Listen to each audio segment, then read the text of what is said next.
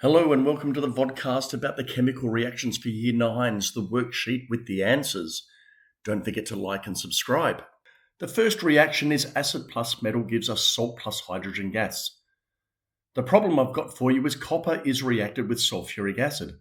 If we apply the rule for the word equation, we get copper plus sulfuric acid gives us copper sulfate plus hydrogen gas. The chemical equation is copper, which is Cu, and in brackets we have S because it's a solid, plus H2SO4, Aq, which is sulfuric acid. Aqueous means it's dissolved in water. And when it's dissolved in water, it separates into its sulfate ion and to the hydrogen ions. Then the arrow represents the reaction, and we're left with the products. The salt is CuSO4, and again it's aqueous, plus hydrogen gas, which is H2, and in brackets there is G. It's already balanced, because we've got one copper and one sulfate that makes up the copper sulfate, and the H2 from the H2SO4 is a H2 gas. Then we move on to the second reaction we need to know. Acid plus metal hydroxide gives us salt plus water. The problem I have for you is sodium hydroxide is reacted with hydrochloric acid. The word equation is sodium hydroxide plus hydrochloric acid gives us sodium chloride plus water. Sodium hydroxide is NaOH because sodium is Na plus 1 and hydroxide is OH minus 1. So they cancel each other out. And the same with hydrochloric acid, which is HCl. Hydrogen is plus 1 and chloride is minus 1. They cancel out. Both of them are aqueous because they're dissolved in water. Then we've got the arrow. Then the salt is NaCl. Na is plus 1, chloride is minus 1, and so they cancel each other out, and therefore it's NaCl. And water we know is H2O. Now it's already balanced because there's one sodium and one chloride in the reactants, and there's two hydrogens and one oxygen in the reactants, and we have the same ratio in the products. We move on to reaction number 3. Acid plus metal oxide gives us salt plus water. The problem I have for you is magnesium oxide is reacted with phosphoric acid. The word equation is magnesium oxide plus phosphoric acid gives us magnesium phosphate plus water.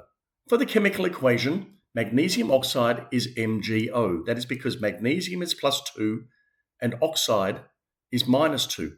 For phosphoric acid, phosphate is 3 minus.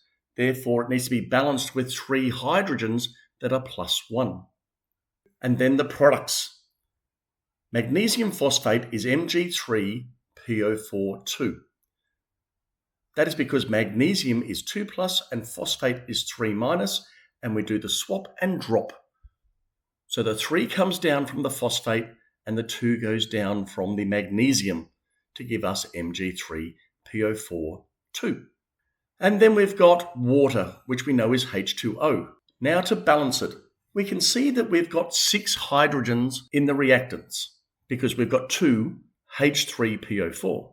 And then the way to get 6 hydrogens in the products is by putting a 3 in front of the H2O.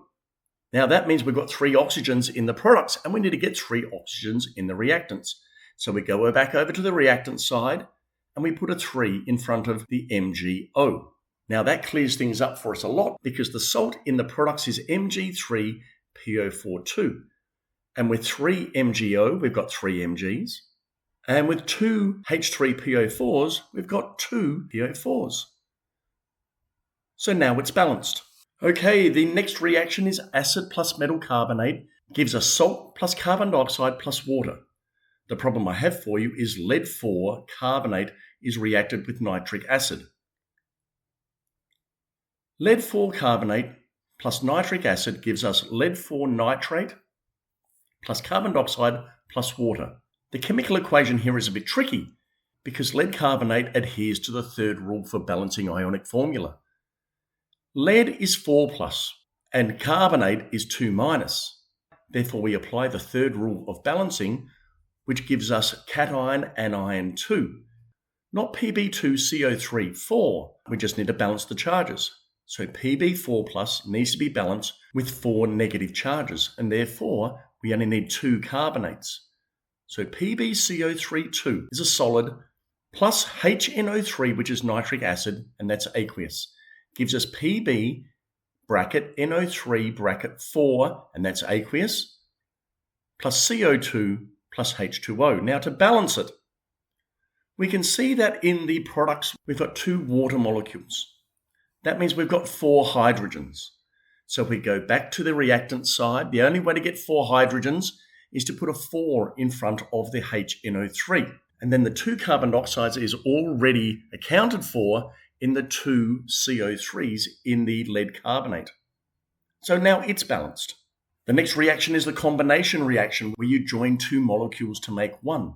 And the classical problem for this one is the Haber process. Nitrogen gas is reacted with hydrogen gas to give us ammonia gas.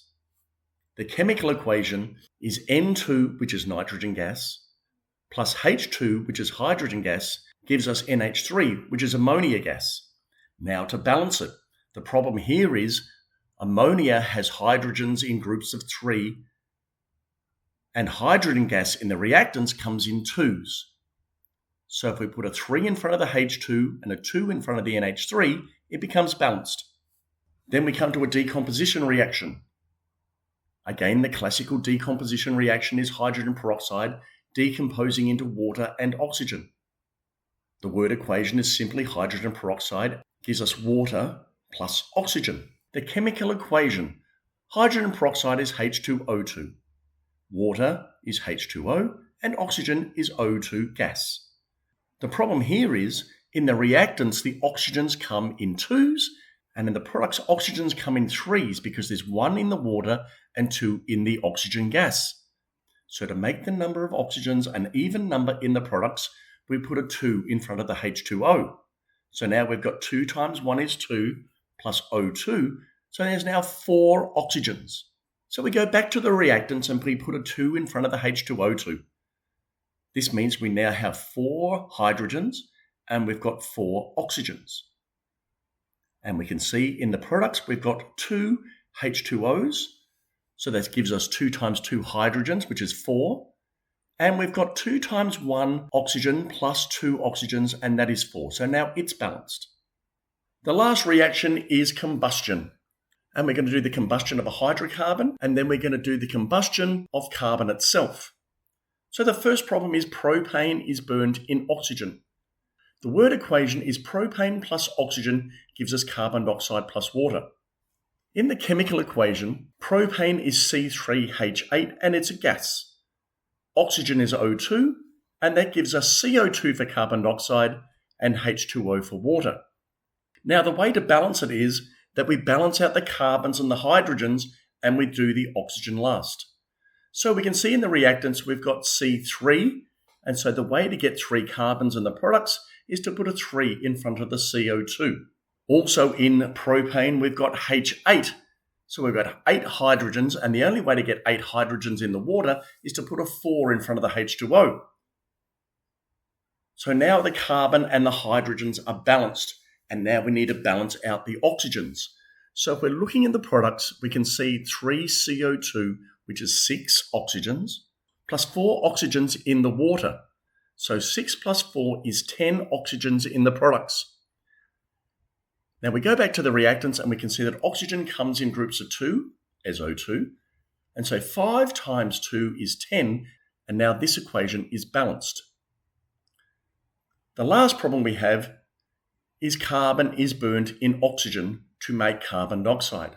This would happen when you burn coal, because coal's main component is carbon. So the word equation is simply carbon plus oxygen gives us carbon dioxide.